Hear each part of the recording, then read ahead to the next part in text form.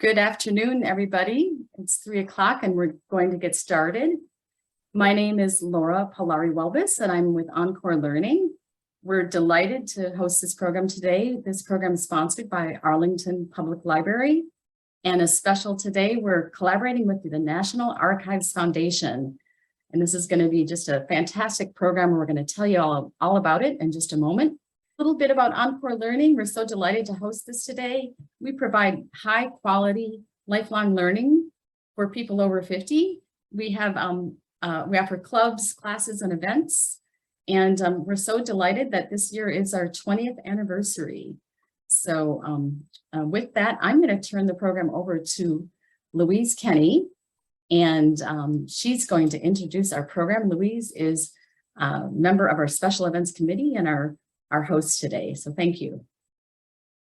Laura, thank you very much. And hello, everybody. We have so many interesting presentations that we do as the special events group on Encore Learning, and today is certainly no exception.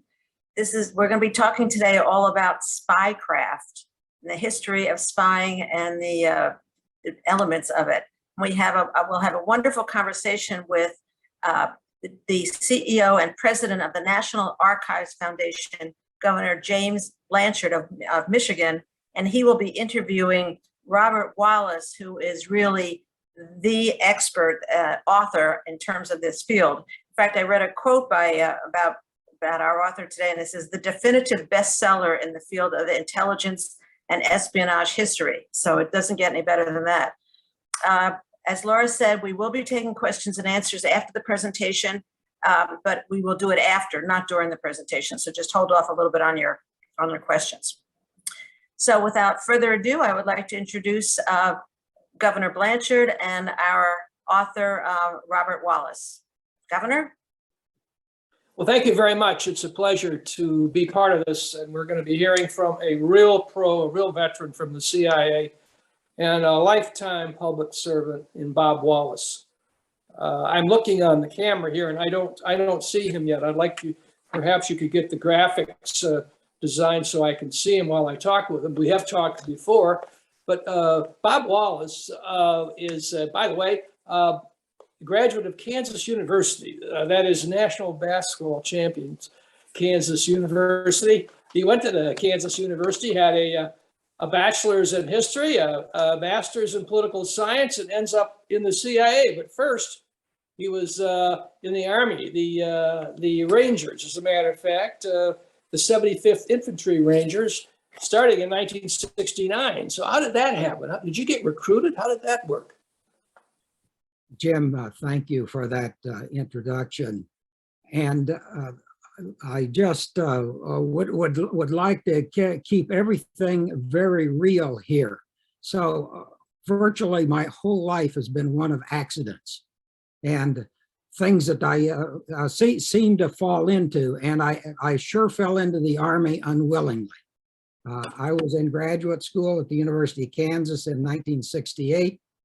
And while I wouldn't describe myself as a draft dodger, I might kind of be a draft evader, because I'd been very happy to take those student deferments for the past 6 years.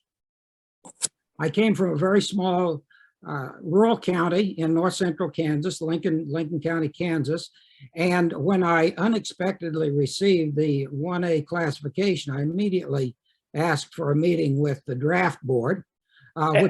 Which they granted, and I made my appeal, and the board said, "Well, just there were three men, and just a minute, Mr. Wallace, would you step outside the room?" And I stepped outside the room. I hadn't closed the door, I don't think, before they said, "Come on back in," and so I went back in, and they said, "Bob, we have a quota of 1 this year, and there are 2 young men in the county who are eligible. One is 18 years old and he'd like to go to college. You're 24 years old. You've had 6 years of college. We think 6 years of college is enough for anyone from this county. So you're going to be our choice." And that is how I volunteered for the U.S. Army. But you got into the Rangers. That's a tough group. That's a really special force, really.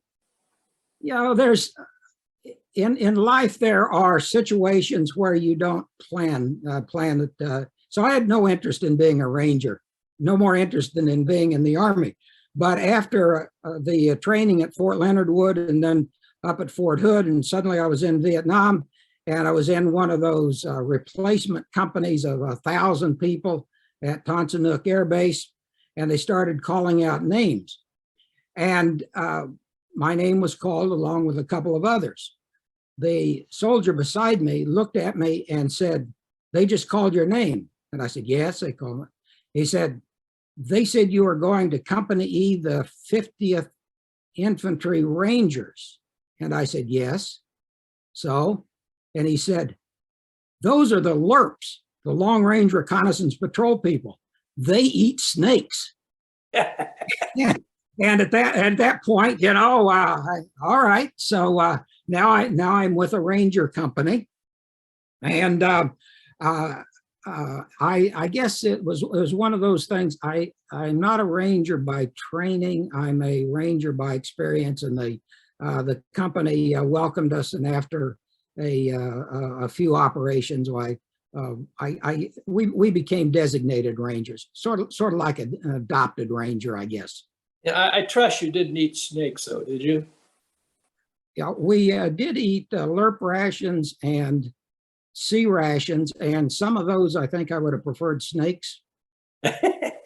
Well, then how did you get recruited to the CIA? That was like 2 years later. You were in the CIA now, as I recall, for 32 years. Yeah. So after the tour in Vietnam, I was at Fort Hood, Texas, and I was getting out of the Army. I had no interest in a career in the military, so I needed a job. There was a book at Fort Hood, Texas, in the library that said "Jobs in America," and so I started writing letters. And I wrote to Abbott Laboratories, and I wrote to Burlington Northern, and I wrote to the Central Intelligence Agency, and I wrote to Data General, you know, down the line. The CIA, I don't know whether this says anything positive about the CIA or not. The CIA is the only one I remember receiving correspondence from, a response back. And they said, well, sure, why don't you meet with our recruiter, Bill Wood, down in Austin? So I drove down to Austin from Fort Hood one day and met with him. This was one of those interviews, very pleasant interview, but it was clear to me at the end of the interview that I had nothing that he was particularly interested in. To shorten the story up, I think, to not bore everyone, I went to the University of Kansas that summer, and while I was at the University of Kansas, one of the professors said to me, "You know, the recruiter, a CIA recruiter up in Kansas City, Chuck Pekanowski, would like to talk to you." Okay, fine. I went up and talked to Mr. Pekanowski, and then things kind of rolled on from that stage. I took the tests and eventually was offered an opportunity to join what is known as the Career Training Program in January of 1971. Wow. You know, they used to talk about recruiting in Yale and Harvard, the Ivy League gentlemen. Part of it was some of them had language backgrounds, but I know, you know, a friend of mine was recruited from Michigan State University. Another friend was recruited from Southern Illinois. Seems to me that at least during the era that you were working, they were looking for good old patriotic Midwesterners, not just Ivy Leaguers. Is there some accuracy to that? If there was a commonality in our career training class, it seemed to me it was the military background. So there were a number of us who had Vietnam service or some kind of other military service that were coming in at that time. I think I had a couple of things going for me. I think they liked the age. You know, I was now 26, so they kind of like that maturity. They liked the Vietnam combat experience for sure. I had finished my master's degree, and I think they also relied on the recommendations of people like the professor I had at the University of Kansas. You know, it's interesting, though, with your liberal arts background, military, you end up with the Office of Technology Services. Give us a little snapshot of your progression at the agency. After a year in the career training program, officers are assigned to particular divisions. And the division that I was assigned to was known at the time as the Domestic Contact Service. That was the division in the CIA responsible for interaction with American business, private sector, primarily directed toward the collecting of information, foreign intelligence information from private citizens.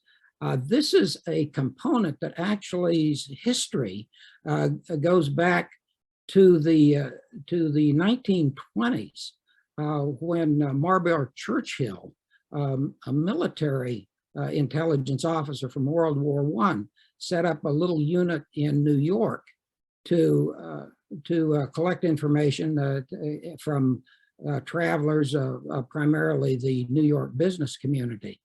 That same activity was carried forward to 1946, when, again, after OSS had been disbanded, but before CIA was formed, this little unit in New York was continuing to collect information from Americans who traveled abroad.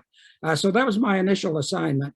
I did 18 years of field assignments with that division, came back to headquarters, and one day when I was working in the comptroller's office, the deputy director for operations called me and he said, "We need a deputy in the Office of Technical Service." I said, "I'm not a technical guy." And he said, "I know you're not a technical guy. There are 500 engineers and scientists and technical people at OTS. I need somebody over there that when they give a piece of equipment to them, and you can work it, if you can work it, I know that any agent I have anywhere in the world can work it." So you're to make sure the stuff we get from the Office of Technical Service works for our agents. Wow. You know, but there's human intelligence, there's electronic intelligence, there's also the NSA, the National Security Agency. What's the difference between the CIA and the NSA? The National Security Agency was established by President Truman. We have so many people online. I know I'm going to get this wrong. I believe it was 1951 when President Truman signed the authorization to establish the National Security Agency. It is responsible for the collection of electronic and communications information worldwide. The CIA is responsible for clandestine operations, primarily in the agent operations, the recruitment of agents, and related clandestine operations. Let's talk about recruiting. Recruiting spies for us. Did you get involved in recruiting, or did you just help oversee the people doing it? Like recruiting Russian Soviets to spy for us. Oh, I was involved in a whole range of activities of agent operations. There's a pretty specific doctrine in terms that all intelligence agencies worldwide adhere to in terms of a process of recruiting a spy, recruiting an agent that works for you, usually in their home country, and provides information that is classified or otherwise sensitive. And that process is identification of a target, assessment of that individual, developing information about their vulnerabilities or willingness to cooperate with you, then actually asking them to do so, recruiting them to do so, handling them, and then at the end of a spy's quote career unquote, the question is resettlement of them. How do you terminate a spy and allow that individual to live the rest of their life having done the service for you. So I got to have a finger in each of those elements of that process. What motivates someone though? Like there was a book called The $1 Billion Spy. You write about him, a Soviet citizen who performed more than billions of dollars of research to our government. He sought out the CIA. It was persistent, which of course, as I understand it, when somebody tries to solicit you, you figure they're a dangle or whatever you call it. But this guy was incredible. Tell us a little bit about that. This is a guy that did incredible things for us. And really, I'm not sure what motivated him. This is the story of Adolf Tokolchev and is wonderfully told by David Hoffman in that book, $1 Billion Spy. I'll make a broad generalization, which says that the best spies are volunteers, people who, for whatever reason or whatever motivation, want to work for their spy handler, for the country of their choice. And Adolf Tokolchev, like Oleg Penkovsky, like General Polyakov, a number of those major spies that we had in the Soviet Union were men who decided that the Soviet system deserved not to exist, or the Soviet system had wronged them or their families at some past time. And so these kinds of individuals, in a sense, we recruited, yes, from the standpoint of we enabled them to continue to work as a spy, but in fact their motivation was ideological, was a motivation that came from their desire to work on behalf of the United States government. Now, you would be providing them first with training. I don't know how long that lasts. You mentioned your training was a year, but you give them training and then you start giving them instructions and gadgetry. Talk a little bit about that. Everybody's going to be interested in seeing and hearing about gadgets, but how long would the training be with someone like the $1 Billion Spy? In terms of someone like Adolf Tokolchev, you would have a very limited amount of, quote, training time to do with it. Remember, he's in a society that is virtually locked down, and your officers in that country, in the Soviet Union at the time, really had very limited time to meet with him. So anytime you did, quote, training, it was usually in the sense of how do you handle the various elements of the technical gear that you will need to conduct your espionage.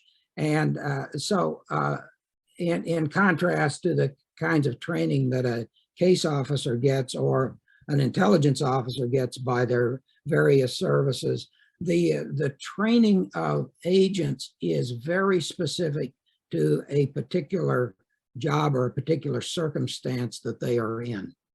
So you were providing, for example, this gentleman with what? Specialized cameras, document, what? Did you give him a poison pill? I mean, all these things that you read about, like, is it called, what is it? I wrote it down here. L pills, but the camera stuff, I mean, you guys developed cameras that were way beyond anything available in the commercial market. The Tokolchev case, again, is just an ideal one from a standpoint of talking about gadgets, because when I first reviewed the file of Tokolchev, this was an agent. I think he probably had every piece of gear necessary for doing clandestine operations that the Office of Technical Service provided. We did, as you mentioned, we did documents for him. We did We did cameras for him. We did some disguise material. We did communications, covert communications systems with him. So the whole range of our capabilities was available to an agent like Tokolchev, because he needed it. That was a key point on running all clandestine operations. You don't give people spy gear just because it's fun to have spy gear. You give them that gear specifically because they need it to operate securely. They need it to maintain the clandestine relationship that they have with us. So yes, virtually anything that can be named.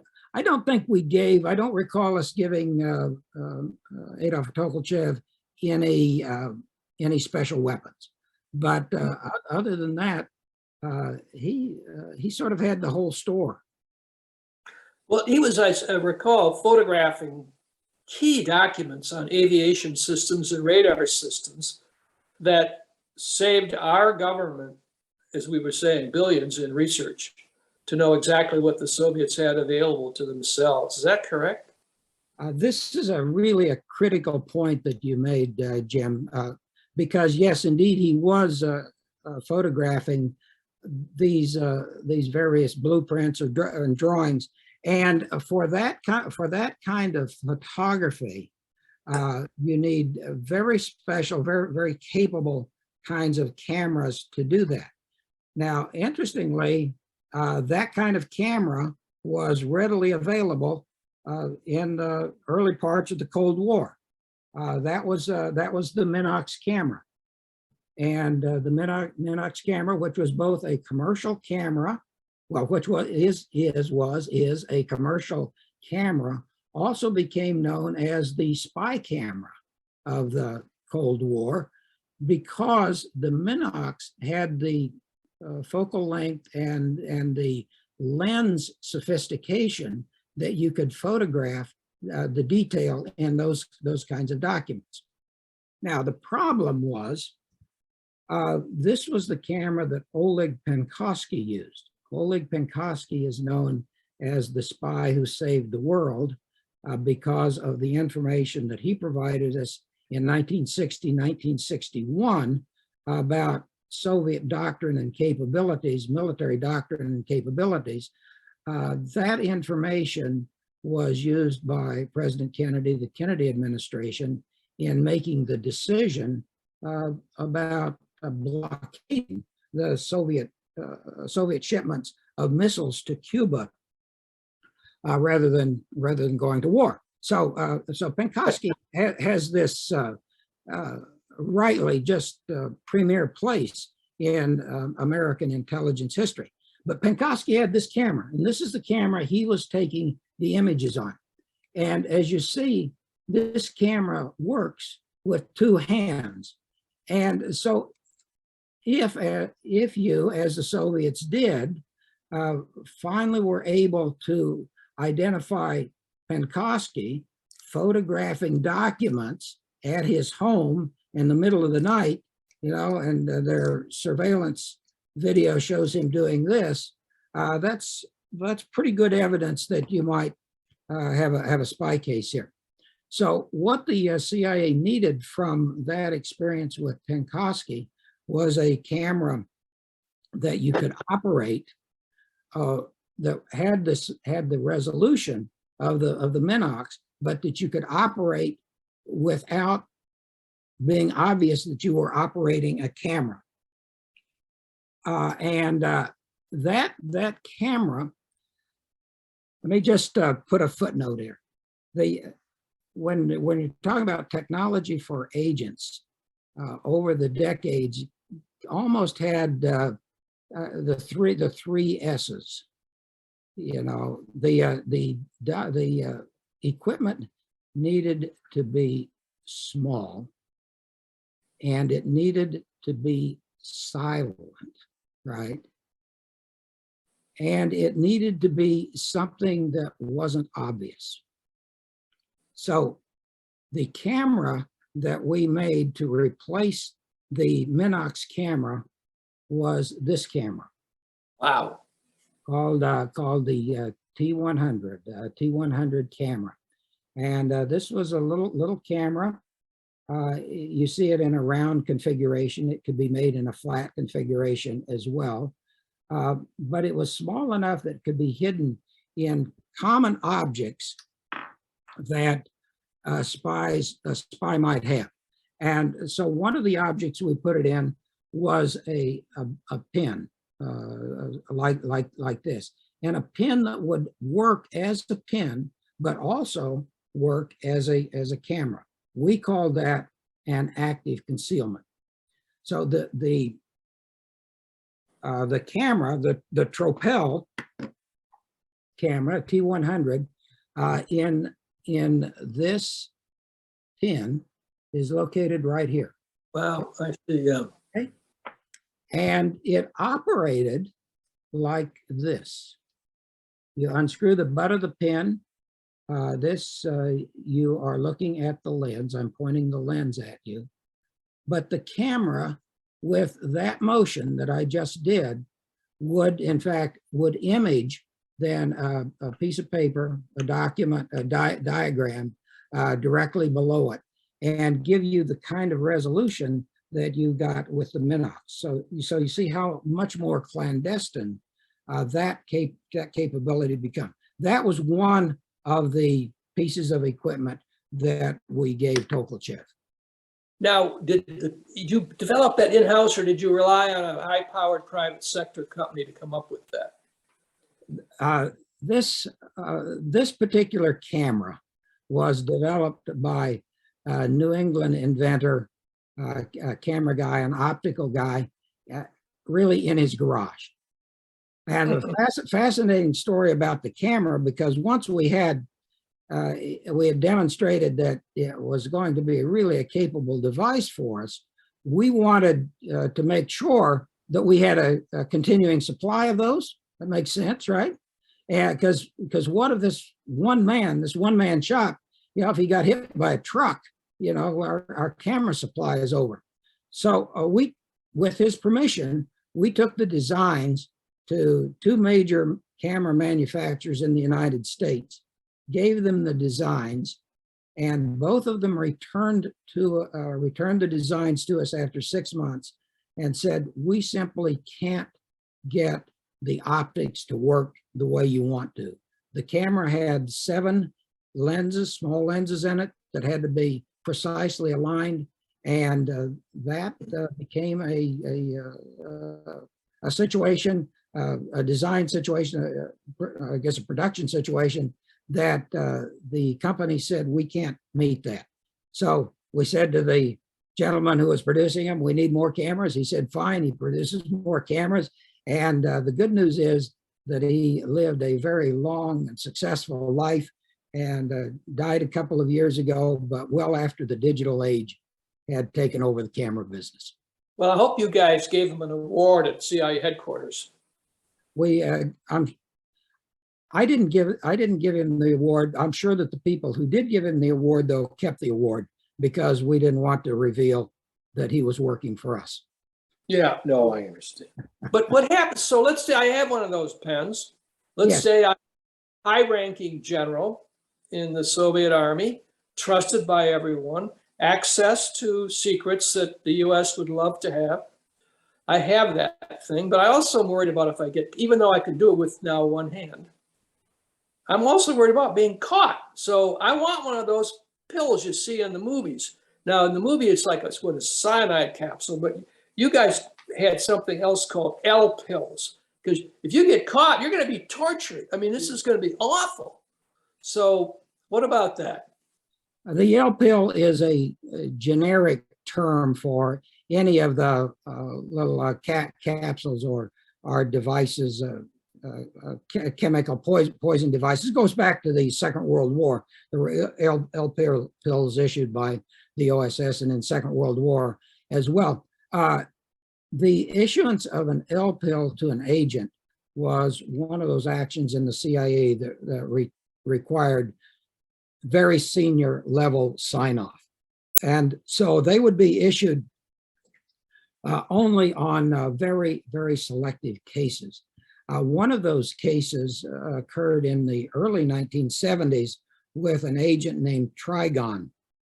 Trigon was recruited in Bogota and then went back to the Soviet Union in 1975 and reported to us for a little over 2.5 years before he unfortunately was compromised.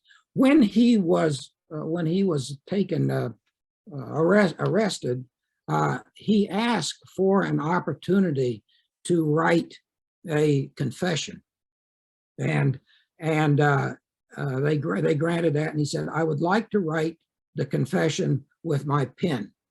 And he had one of these. He had one of these pens. The pen had not only the camera in it, but it also had secreted one of the L pills, and he was able to open the little container where that was and get the pill in his mouth, bite down on it, and the reports are that he died within 15 or 20 seconds after that, rather than subject himself to the torture. So the point is, on selective cases, the L pills are issued.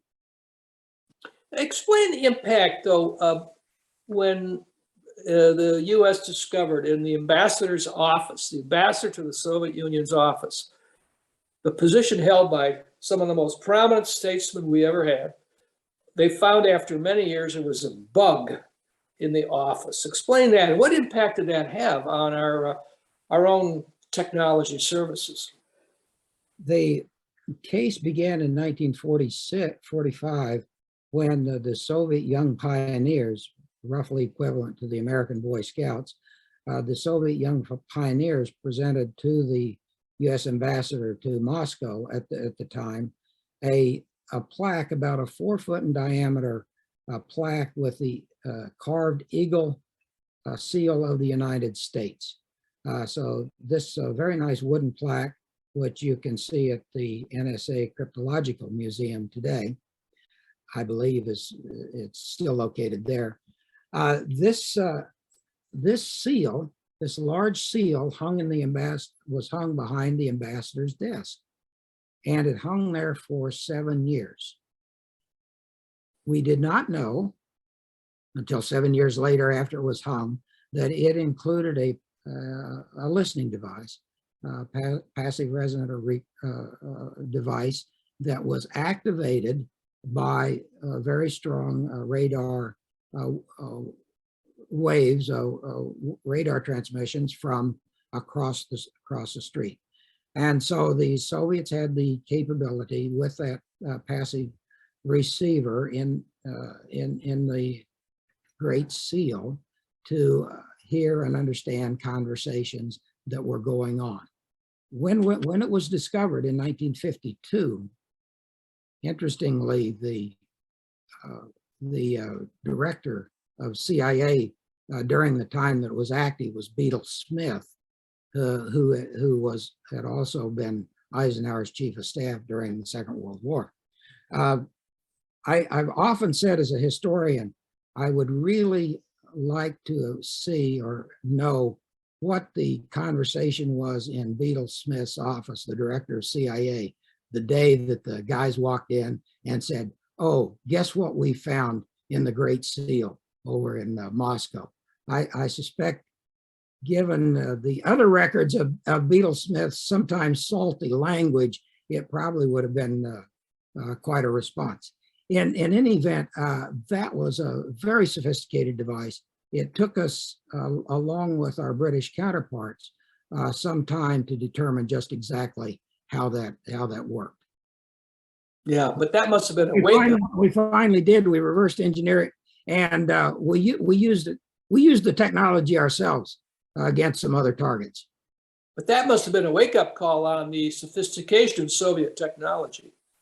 You know, I think I could make a pretty strong case that the CIA really didn't begin to match the Soviet surveillance capability, clandestine surveillance capability, until 1960. This would have been 1960 was following the patent and the invention of the integrated circuit by Jack Kilby. Jack Kilby was a Texas Instruments engineer, won the Nobel Prize for the integrated circuit.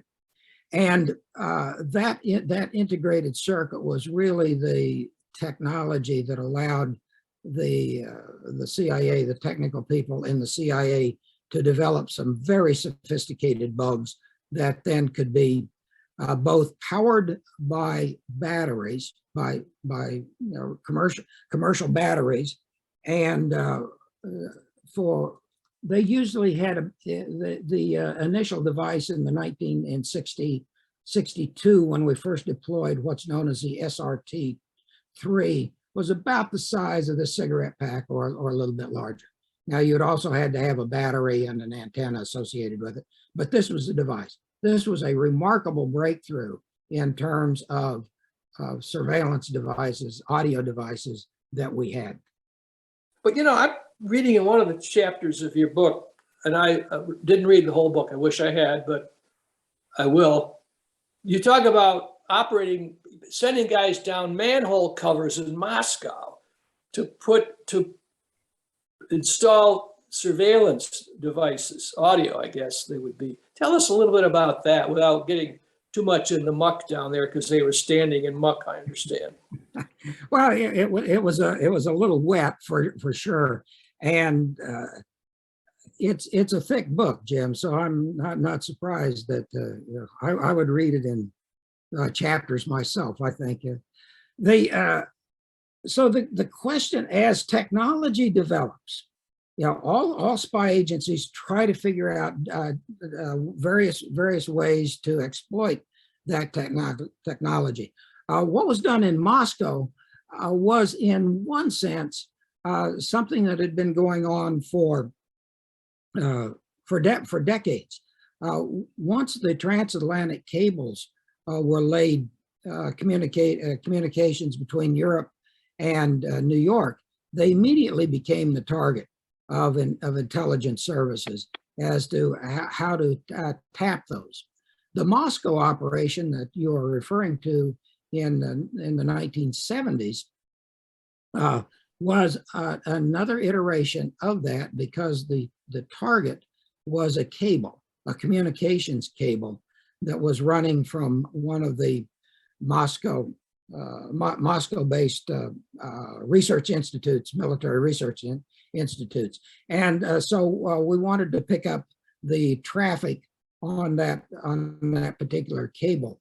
The engineers at CIA developed a sleeve that would go around the cable, and through the technology of induction, they could pull off the traffic that was running through the cable. It was stored or transmitted to a recorder that was buried very near where the tap occurred, and that was the operation. So the operation involved our officers being on the streets, on the Moscow street, both doing something to that cable, crawling down in the manhole into the cable tunnel and attaching the device, and then subsequently picking up the tape recorders and refurbishing the batteries in the system that was operating.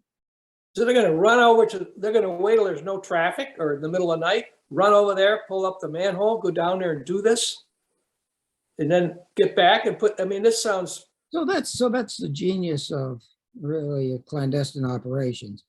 And so the question becomes, well, how can I get to the manhole without being detected?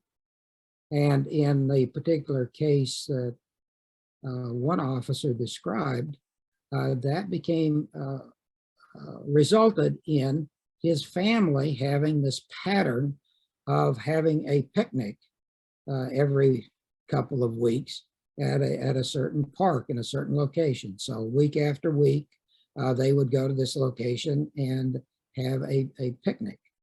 On the particular day that the operation occurred, they did the same thing, and the man, in this case the father, just wandered off for a couple of hours and made his way through woods that were at the park. Got on a little bus, took a little bus trip, did a little walk, took a little hike, and eventually ended up at the manhole. He had the equipment in a backpack that he was carrying. He was dressed like a Soviet citizen, and it worked wonderfully well. I should mention too, for our audience, the book that I'm reading, it's one of your more recent, is called Spycraft, The Secret History of the CIA's Spy Techs from Communism to Al-Qaeda. I should mention that. Bob Wallace has authored 7 books. And so I know they're probably all really good. If they're like this one that I've been reading, it's I recommend it. I should also, I should also mention on gadgets, and I hope you're going to show us some more, but Keith Melton, who is a mutual friend, you've known him longer than I have, who's a member of this International Spy Museum board, has provided the Spy Museum over in L'Enfant Plaza for those that live in the DC area, with a huge amount of gadgetry from the US, from the British, the Russians. It's quite a collection. Let me also ask you this. When you talked about our CIA representative going down and having to evade surveillance, mention surveillance, because I don't think people realize that anyone who works at the US Embassy or almost any company is followed around and then the Soviet Union, probably now Russia. They're followed around, right? And their families. Jim, keep that question in mind in case I forget it, because I do want to do a footnote on just what you said. The book Spycraft, yes, I'm an author on it, but Keith Melton is a co-author along with a third historian from New York, Hank Schlesinger. So we collaborated on writing a book on that particular book. And had it not been for those other 2 individuals, I would never have written the book. So they deserve full credit for being part of that enterprise. With respect to surveillance, there was a time many years ago when we used the word surveillance.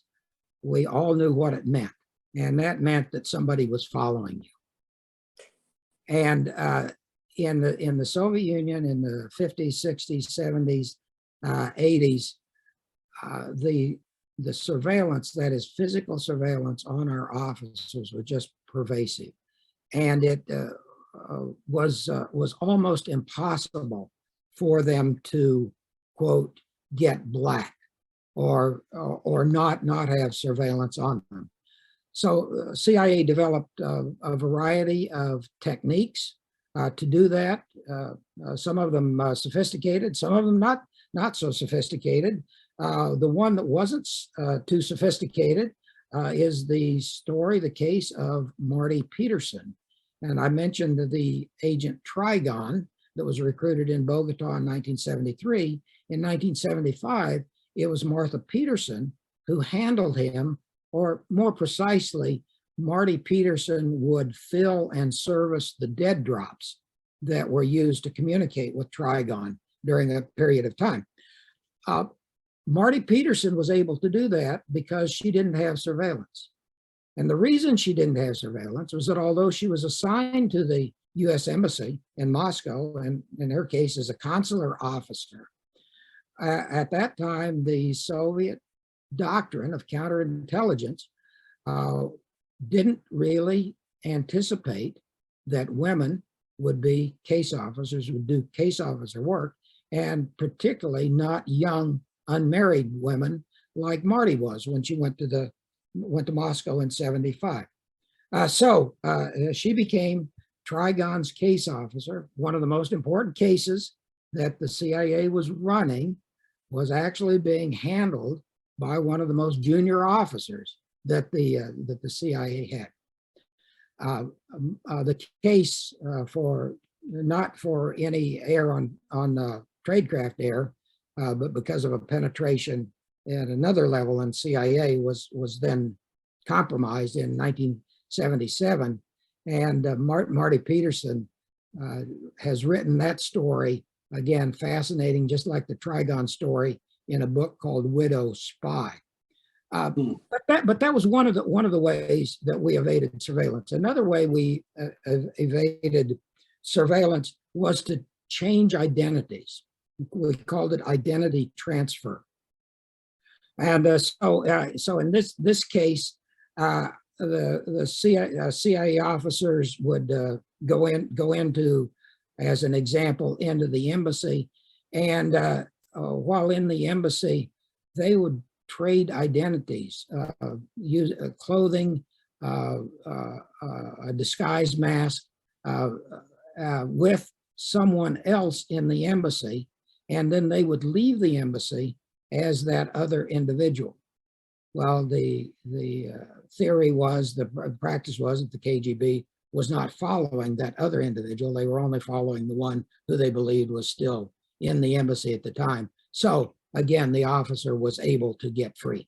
So a variety of techniques, Jim, that we used to create just this maybe a couple of hours of privacy, but that was enough to do your operational act. Mention our role in text messaging, how we were the forerunners of that. Let me go back, start with the Penkovsky case. Again, 1962, Penkovsky, our premier agent in the Soviet Union, is arrested, tried, and executed. So the assessment of what went wrong came to three conclusions. One of those conclusions was we had to have a different kind of camera, and I mentioned that. Another of those conclusions was we had to have new ways of making sure that our officers were free of surveillance. And I mentioned that with identity transfer.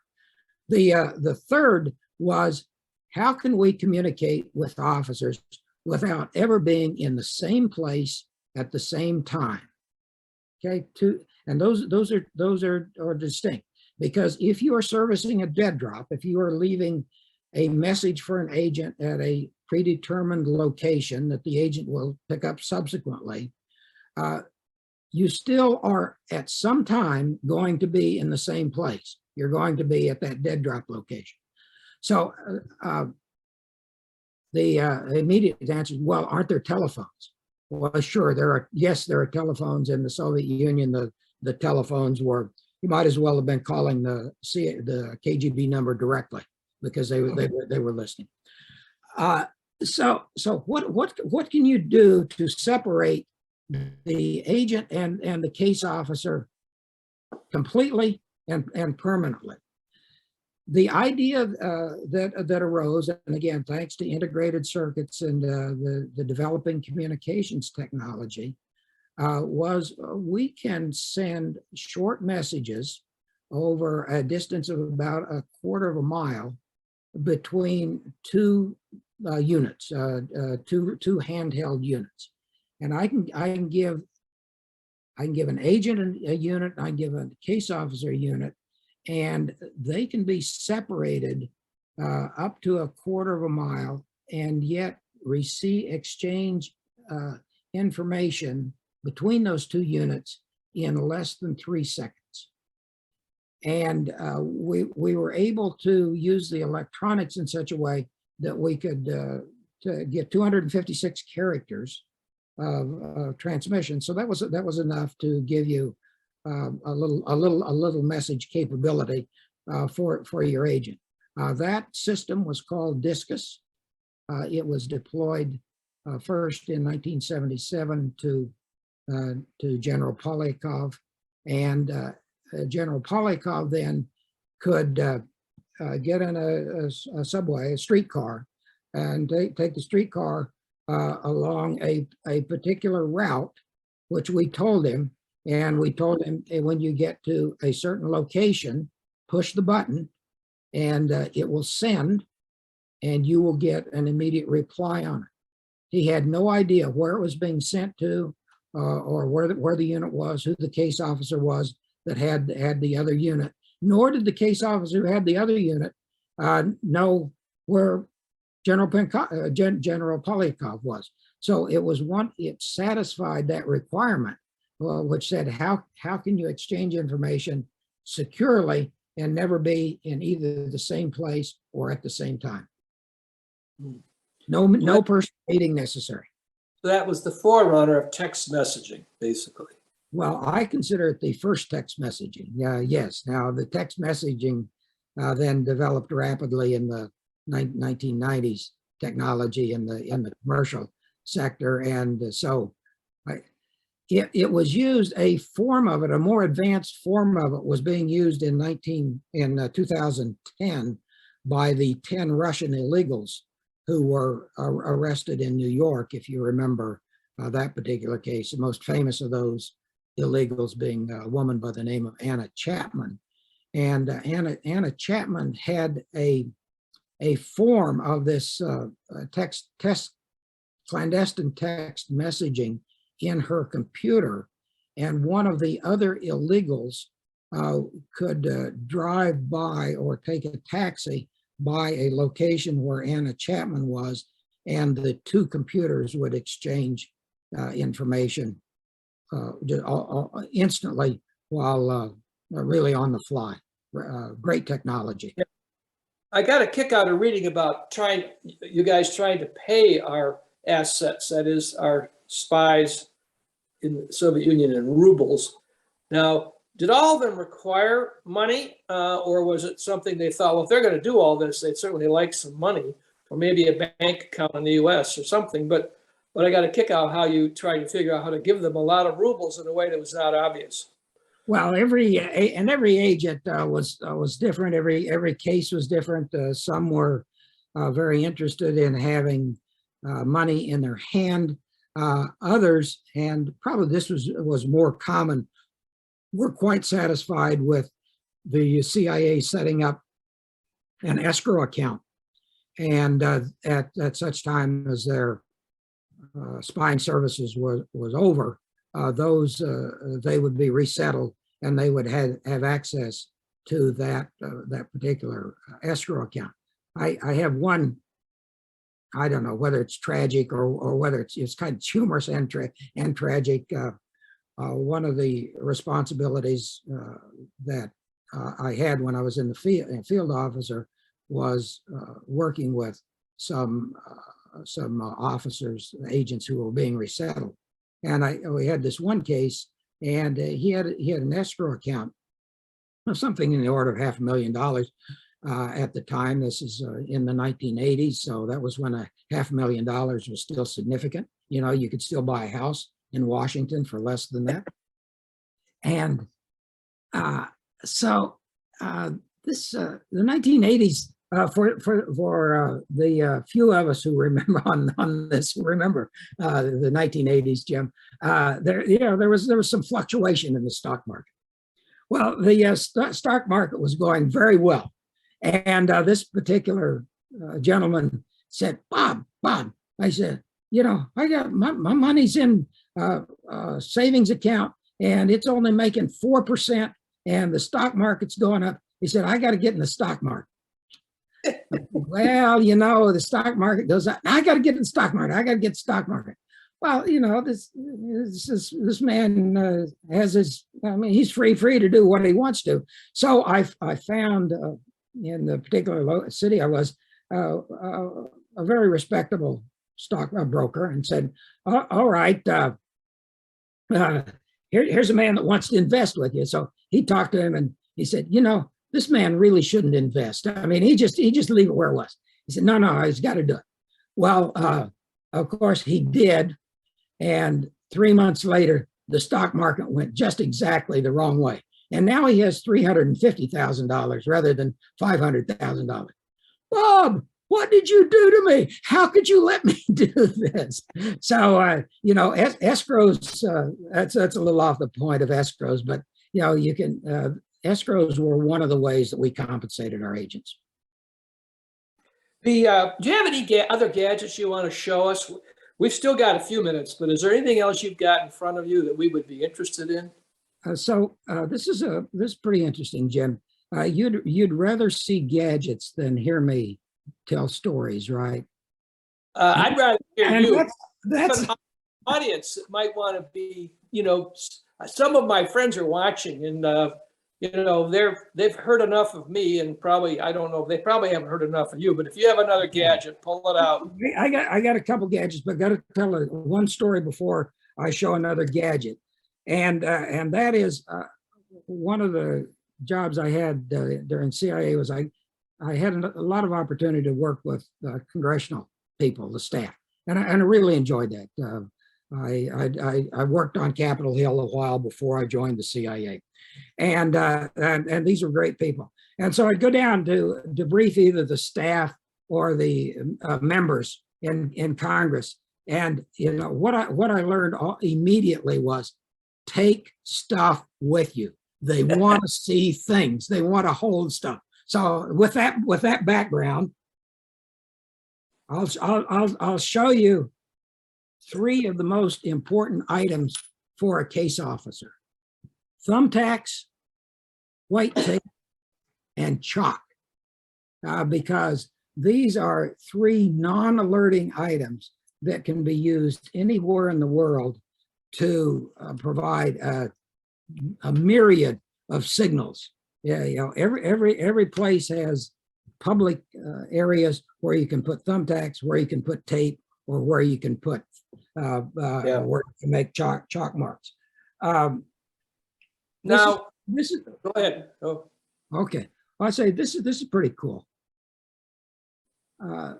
Now, for probably anyone who is 22 years old or something that's watching this, this is not nearly as amazing as it is to me. This was a late 1970s technology of the CIA that we attempted to put in a Dragonfly, or we actually did, a little surveillance device that with a transmitter, a receiver, a recorder, and a transmitter, microphone and a transmitter.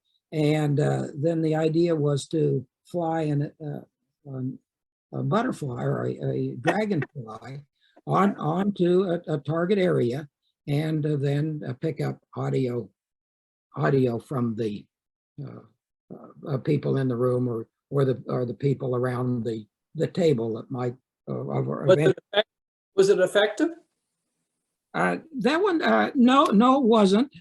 It was one of these successful in the labs, not operationally. But that was only because the technology wasn't there.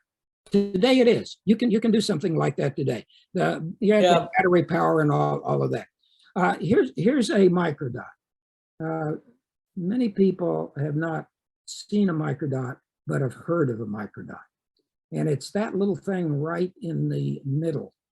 Microdots are fascinating because they were first used in the Civil War, right after photography had been invented. Essentially, they were rediscovered 100 years later when the Germans and Russians began using them more extensively in the Second World War and post Second World War. So the microdot is a reduced image. You know, people say, well, it's the size of a period. Yeah, maybe it's usually a little larger than a period, because if it gets too small, you can't see it. But I thought what might be interesting to folks is how one of the kinds of readers that were used for microdots. And can you see that Stanhope's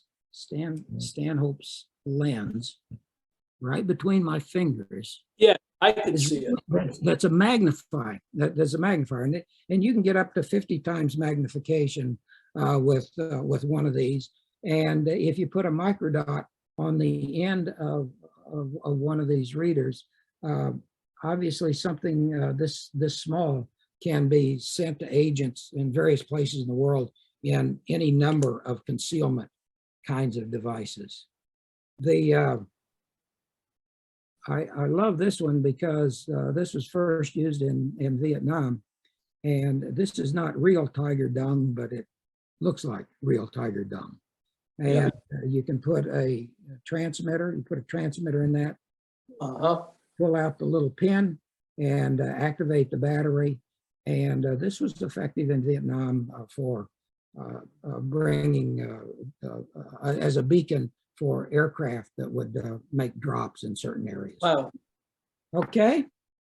Well, now I noticed we're going to move into questions, I think, shortly, but maybe someone will ask you about the acoustical cat, which didn't quite work, or how you use bullfrogs to protect our agents in Africa.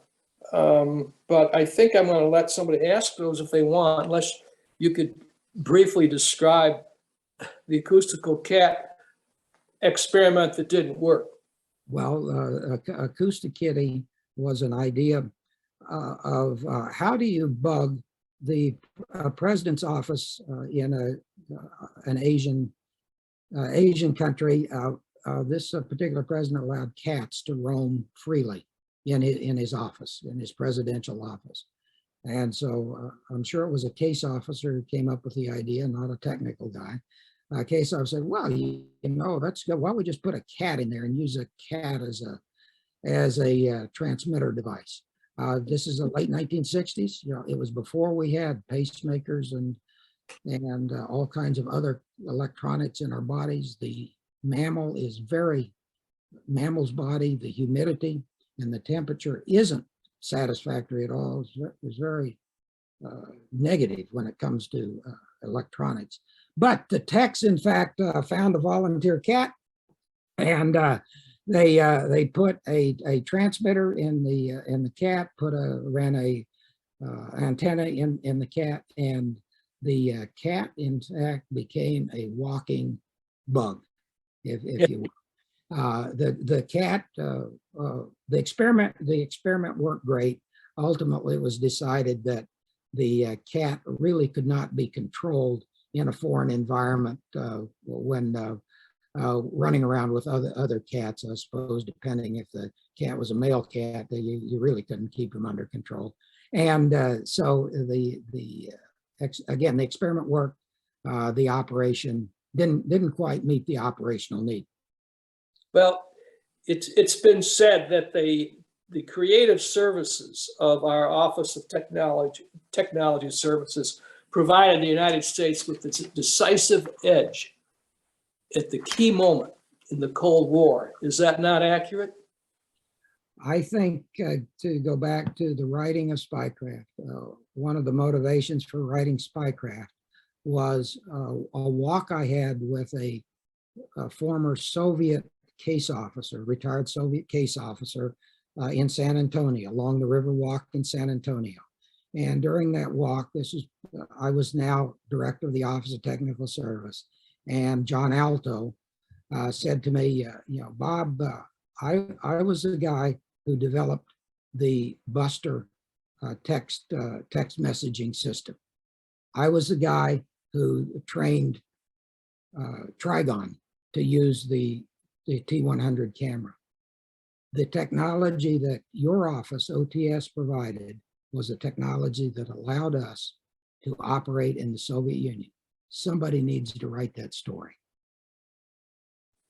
Yeah, well, that's great. I think that's a good way to end. We're going to go to questions, but I can say that I've worked, Bob, as I mentioned to you offline, as a member of Congress and as ambassador to Canada with the CIA. I have the highest regard for the people, including the 3 directors I have known over the years. But I know on behalf of our audience that we thank you for your service. Thank you for being the historian for the CIA and making yourself available today. So now I think I'm to turn this back over to Louise Kenny for monitoring a question and answer session.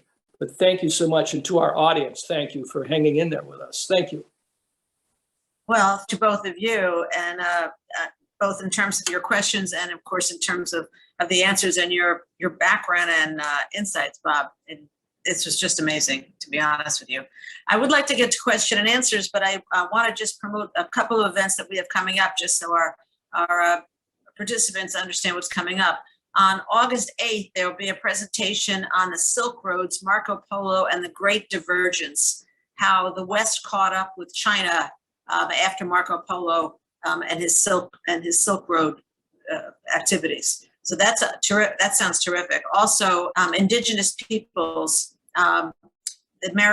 Americans, prehistoric Americans or prehistoric people in Arlington, and we have an expert on that as well. So the first question I would like to ask, actually, Jim, is for you. The National Archives Foundation is different than National Archives, yes? And how so?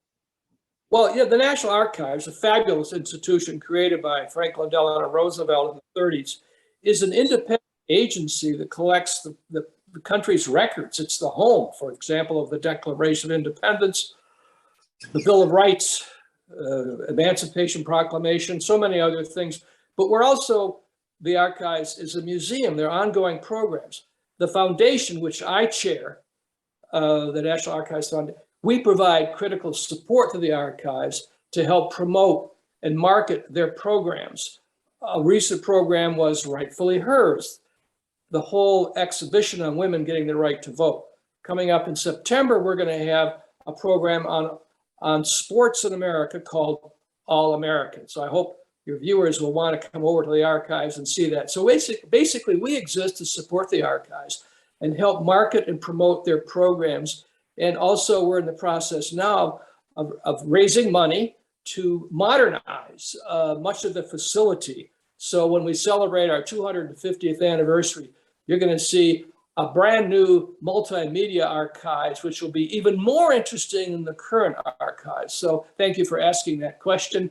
It's a privilege to serve as chair and president of the foundation. Thank you. Thank you very much. Bob, we have a whole lot of questions for you here. First of all, the first one is, what was the most stressful or scary or dangerous thing you have ever done personally? I think the most dangerous was when I was riding with my roommate in college, and he was driving his 1962 red Chevy convertible at 110 miles an hour. Now, I guess probably the question relates to, though, more of my Yes. personal life, and the type of work that we did when I was active, and I have to kind of shake my head sometimes when I realized that people who joined the CIA after 9/11, some of those officers are today eligible to retire. So putting in that context, and I retired in 2003. We didn't carry any weapons, and so in subsequent to 9/11, CIA officers had many more encounters with very dangerous situations than what I had during my career. So I certainly would consider it a career of fun and excitement, but not necessarily one of particular danger. So I simply didn't feel threatened. The one time when I was really anxious, though, is I went to a foreign country in South America, and I was met at the airport by one of the State Department officers from the embassy, and so we walked through security and to the embassy. When I left several days later, I was dropped off by the embassy driver at the airport and went in and started to go through customs. And this was not entirely a friendly country to the United States. And the customs guy said, the immigration guy said, "Well, where's your entry stamp?" And I said, "What?" And he said, how did you get in the country? I said, well, here's my plane ticket. I came a week ago. He said, no, you have no entry. You have no valid reason to be in this country. And so that little conversation for the next 10 minutes in terms of, well, what are they going to do with me now, was certainly a point of serious stress. And if I finally let me go through, but that is kind of a good example of what our officers who are traveling country to country around the world, day in and day out, face regularly. Gotcha. The next question is a little bit off from what we've been talking about up to now, but I would like your perspective on it.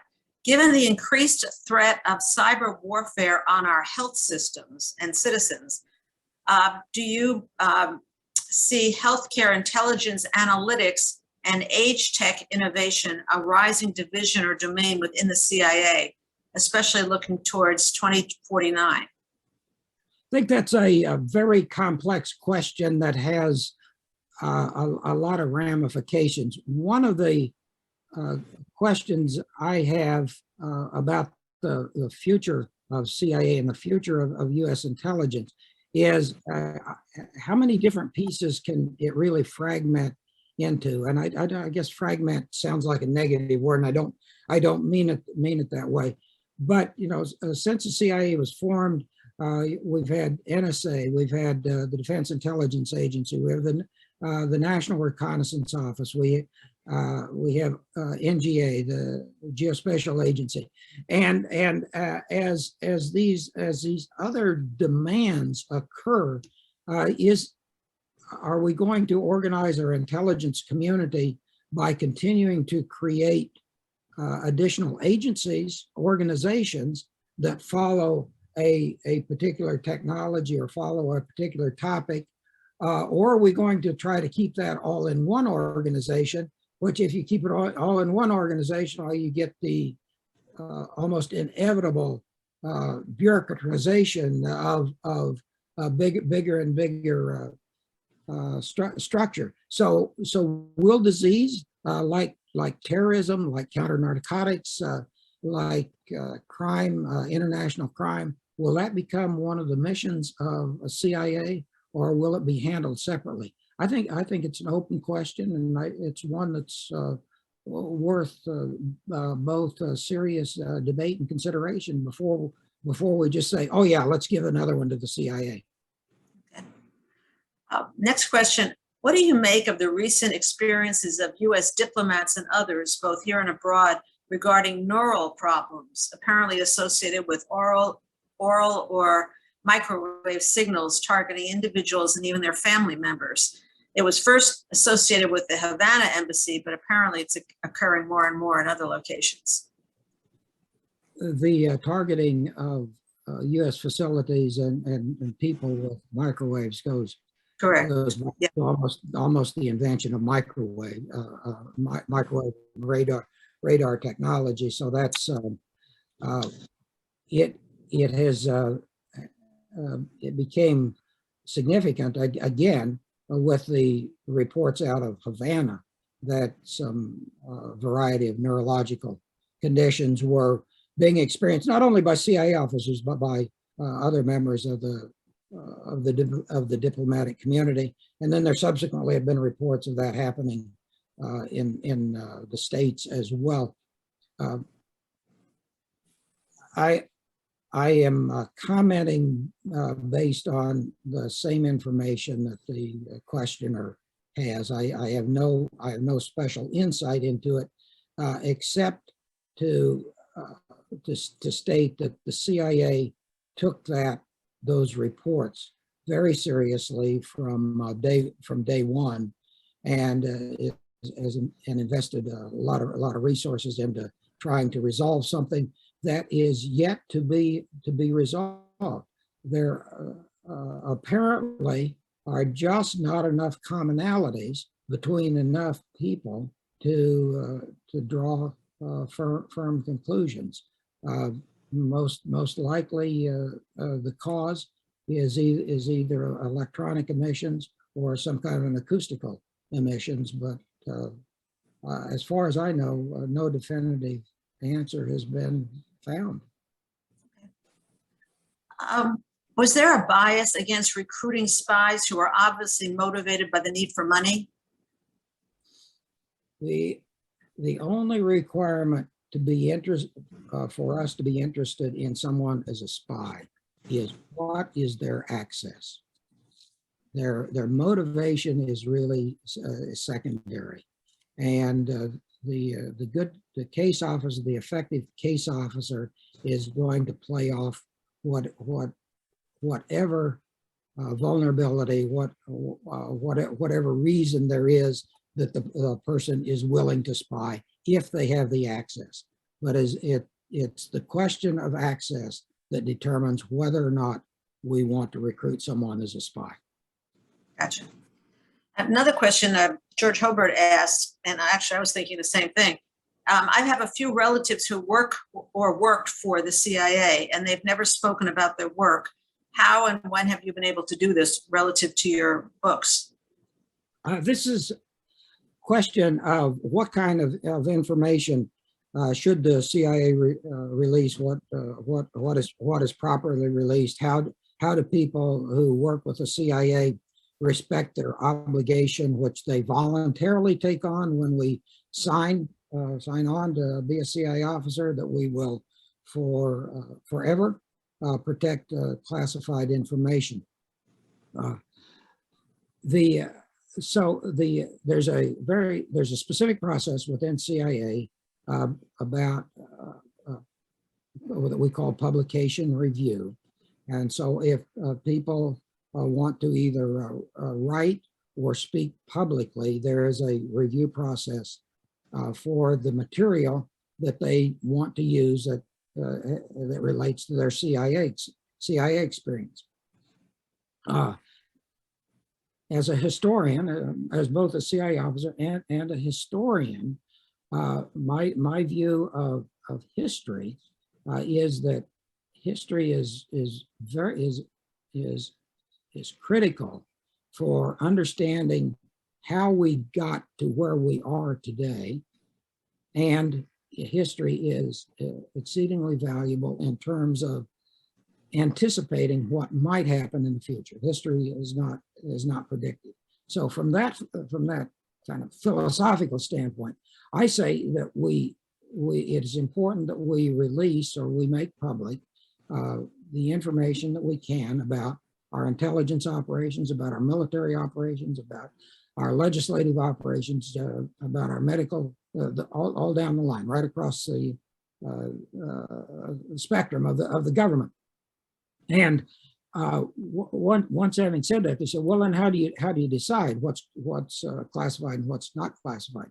I look on classified information much like I look on radioactive isotopes.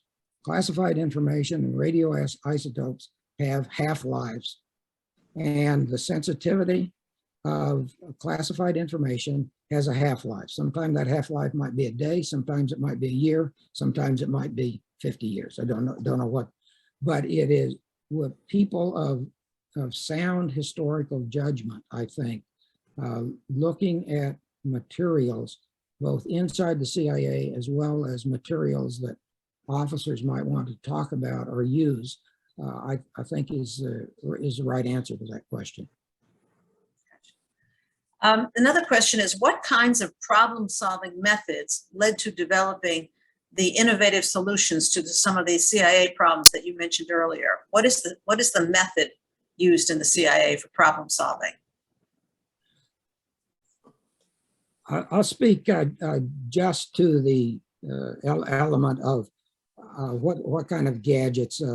How do we solve the problem of ensuring that our agents and their officers can operate clandestinely in the environment that they happen to be in? And it is almost always driven by a requirement that we need to do X. We need to be able to get free of surveillance for 2 hours in Moscow. How can we do that? And whether that is a technical solution or some kind of a tradecraft solution, I think CIA is pretty agnostic on that. We're just interested in what the solution is. Stanley Lovell, who ran the research development for General Donovan in the early years, first 2 years of OSS, developed, I think, probably the model that has served CIA, US government very well over the years. He kind of had a three-step model. One, he said, in terms of technology, if it's commercial, let's use it. Let's adapt it to our needs. Secondly, he said, let's send our technical officers to the field, to the front lines, so we know what the real issues are, what the real needs are of the people who are going to use the equipment.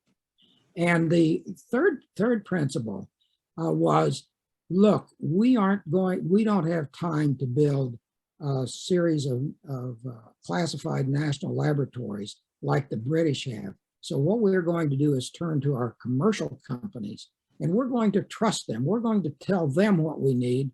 We believe they can keep secrets, and we're going to allow them to design and produce some of the equipment we need. All three of those elements continue in the CIA and today, and I think they've proven just to be enduring. So that would, there isn't any help that the CIA will turn down in terms of developing a technical capability, be it a garage or a big company. Gotcha. Question about when our Soviet agencies, quote, retire, where do they go to live? In the US or Switzerland or elsewhere? Good question. Usually the question of what do we do next has been resolved early on in the relationship with an agent. Some prefer to come to the United States. Some prefer to go to other countries. Some prefer to stay in Russia. General Polyakov was an example of that, given multiple opportunities to resettle somewhere outside Russia. Said no. This is where my family is, and I believe my security is fine. I don't want to go anywhere else. He was right until he had 5, 8, 10 years of retirement, until Aldrich Ames, Trader Aldrich Ames, gave him up to the KGB. And then what happened to him? He died. He was imprisoned or executed? He was executed, yeah. Executed. Yeah. A sidelight. Maybe I'll just do a footnote here. It was very interesting to me that Aldrich Ames betrayed these dozen or so of our agents in 1985. And they were all executed, as far as I know, between 1986 and 1999, in that period of time. I think General Polyakov was maybe 88. Regardless of the exact date, it was exactly at the same time that Mikhail Gorbachev was the head of Soviet Union, General Secretary of the Communist Party. He was the Soviet boss. And anytime I read articles about Gorbachev and his what he did while he tried to change the Soviet Union, I just think of those 12 or so agents that he signed off on their execution.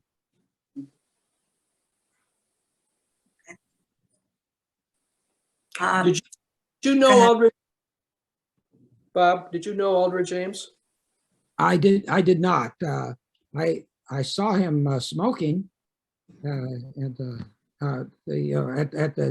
time in the 1990s. Well, he had to go outside at the CIA to smoke. You couldn't smoke inside the buildings anywhere. So I'd see him out in the smoking area, but I did not know him. No. And the next question is, how would a person send signals with the low-tech materials that you suggested? Thumbtacks, tape, chalk?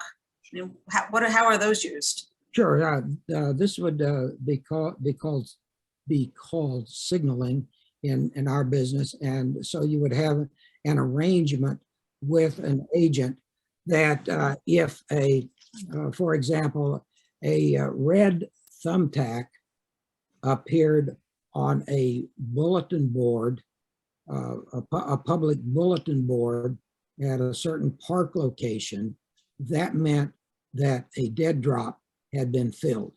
So that was a signal for the agent to go pick up whatever materials were in the dead drop. That same agent then might have a piece of white tape, and once he retrieved the materials from the dead drop, he would put that piece of white tape over the thumbtack. That would be an example of how to use. These would be signaling kinds of accoutrements that agents and case officers could use. Thank you. On the other side, the more high-tech things, there are two questions that are kind of related.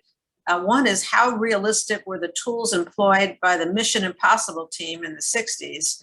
And the other, it has to do with the James Bond movies. And how realistic were those? And did the CIA get any clues from the movies in terms of what's possible? There have been reports out of the Soviet Union that one of the responsibilities of Soviet officers in Britain at the time of the James Bond movies was try to get advanced copies of the James Bond movies, because they believed that the Bond movies would suggest technologies that the British service was using.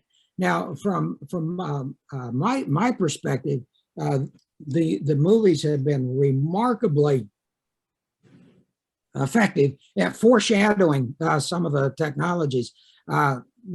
Open channel D. You remember the? I don't have one. I wish I had an open channel D communicator. I mean, this is we have that today with the cell phones. Essentially, are that technology.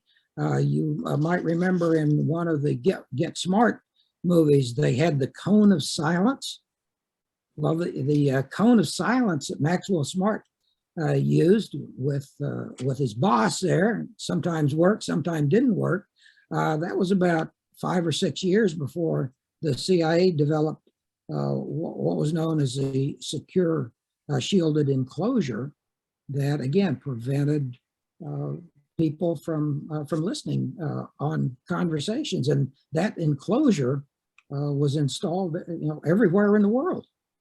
Jim might have been in one from time to time. I had one as ambassador to Canada, because you never know who was eavesdropping on our embassy in Ottawa. Not the Canadians, but yeah. Well, Maxwell Smart had that before you did, Jim. Yeah, that much. So we're getting towards the end of our time. I'm just going to take one or two more questions. I thought this was interesting. How has the emphasis and dependence on human intelligence changed over the last 20 years? The things that humans had to do, or were necessary for humans to do in the 1950s has just radically changed. I think I would sum that up by saying that 20 years ago, technology was a necessary part of human operations, agent operations. Today, that technology often can perform the same kind of collection that previously humans would have to do. So in a sense, the human has become the assistant to the technology, rather than the assistant becoming the rather than the technology being the assisting the human. Gotcha. You left us with a cliffhanger about the bullfrog. So can you elaborate on what that means? The bullfrog is not a story that I have personal experience with. It's sort of like the geese story. You know, animals have been used throughout intelligence history in a variety of interesting ways, and both geese and bullfrogs provide a very effective, in the right environment, provide a very effective forward observer service for people, officers or families who might otherwise be threatened by untoward visitors. Gotcha. I'll make this the closing statement. Actually, it's a statement, compliment to Spy Sites, your book. It says, the fellow says it's an excellent, a wonderful collection of spy stories in Washington, New York, and Philadelphia. Is there another city that's being explored for another book? No, not right now. Although I've said I think we should do a series of spy sites of America, because every state in America has some spy stories.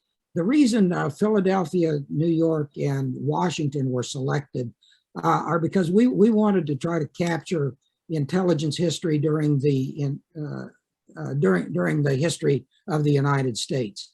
And these three cities, because of what they were, the capital, the size, the time of when they were established, all of that were the obvious selectees on that.